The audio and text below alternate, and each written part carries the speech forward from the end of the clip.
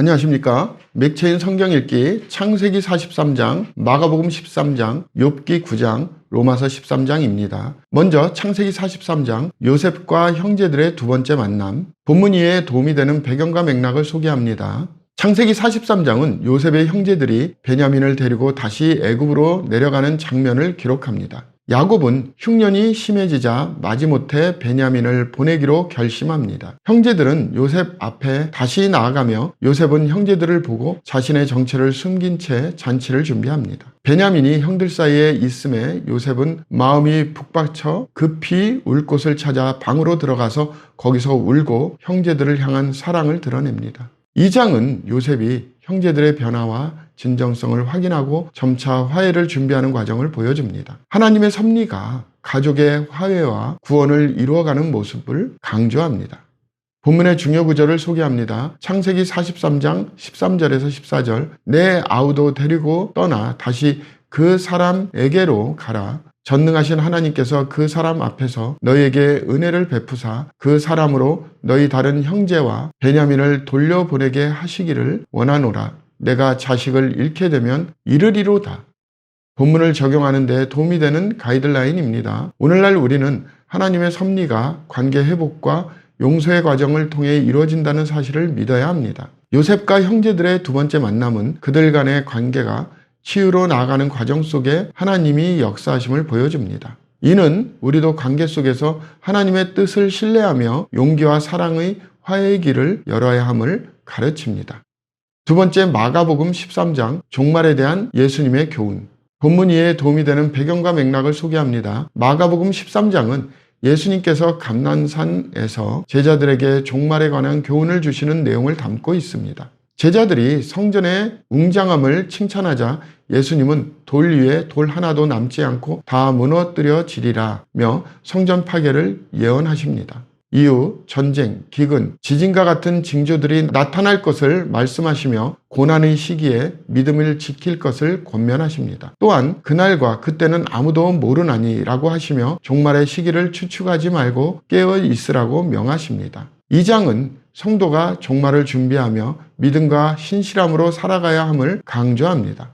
본문의 중요 구절을 소개합니다. 마가복음 13장 33절, 주의하라, 깨어 있으라, 그때가 언제인지 알지 못함이라. 본문을 적용하는 데 도움이 되는 가이드라인입니다. 오늘날 우리는 예수님의 재림과 종말에 대한 약속을 기억하며 깨어 준비된 삶을 살아야 합니다. 종말의 교훈은 단순히 미래를 두려워하는 것이 아니라 지금 여기에서 하나님 나라의 가치를 실현하며 살아가라는 부르심입니다. 그러므로 우리는 매일의 삶 속에서 믿음과 순종으로 깨어 하나님을 섬기며 그분의 뜻을 이루는 일에 헌신해야 합니다. 세 번째, 욥기 9장, 하나님의 위대하심과 인간의 무력함. 본문 이해에 도움이 되는 배경과 맥락을 소개합니다. 욥기 9장은 욥이 하나님의 전능하심과 인간의 연약함을 인정하며 자신의 무력함을 토로하는 내용입니다. 욥은 진실로 내가 이 일이 그런 줄을 알거니와 인생이 어찌 하나님 앞에 의로우랴 라고 말하며 하나님의 공의를 인정합니다. 그러나 그는 사람이 하나님께 변론하기를 좋아할지라도 천마디에 한마디도 대답하지 못하리라고 탄식하며 하나님과 논쟁할 수 없는 자신의 한계를 고백합니다. 욥은 하나님의 전능하심을 묘사하며 책량할 수 없는 큰 일을 셀 수 없는 기이한 일을 행하시느니라 라고 말합니다. 이 장은 욥의 고통 속에서도 하나님의 주권을 인정하며 고난 속에서 인간의 이해를 초월하시는 하나님의 크심을 묵상하게 합니다. 본문의 중요 구절을 소개합니다. 욥기 9장 8절에서 10절입니다. 그가 홀로 하늘을 펴시며 바다 물결을 밟으시며 북두성과 삼성과 묘성과 남방의 밀실을 만드셨으며 측량할 수 없는 큰 일을 셀 수 없는 기이한 일을 행하시느니라.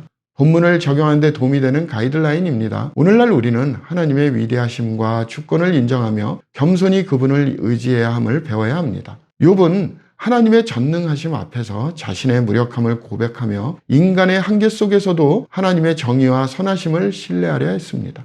이는 우리가 삶의 모든 상황 속에서 하나님을 신뢰하며 그분의 은혜를 구해야 함을 가르칩니다. 마지막 로마서 13장 권세에 대한 순종과 사랑의 실천, 본문 이해에 도움이 되는 배경과 맥락을 소개합니다. 로마서 13장은 성도가 세상 권세에 대한 태도와 사랑을 실천하는 삶을 가르칩니다. 바울은 각 사람은 위에 있는 권세들에게 복종하라. 권세는 하나님으로부터 나지 않음이 없나니 라고 말하며 세속 권세도 하나님의 질서 안에 있음을 강조합니다.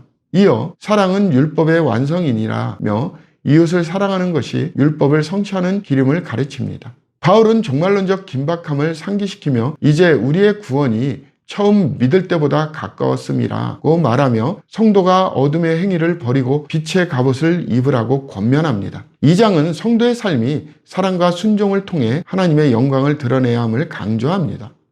본문의 중요 구절을 소개합니다. 로마서 13장 1절 각 사람은 위에 있는 권세들에게 복종하라. 권세는 하나님으로부터 나지 않음이 없나니 모든 권세는 다 하나님께서 정하신 바라.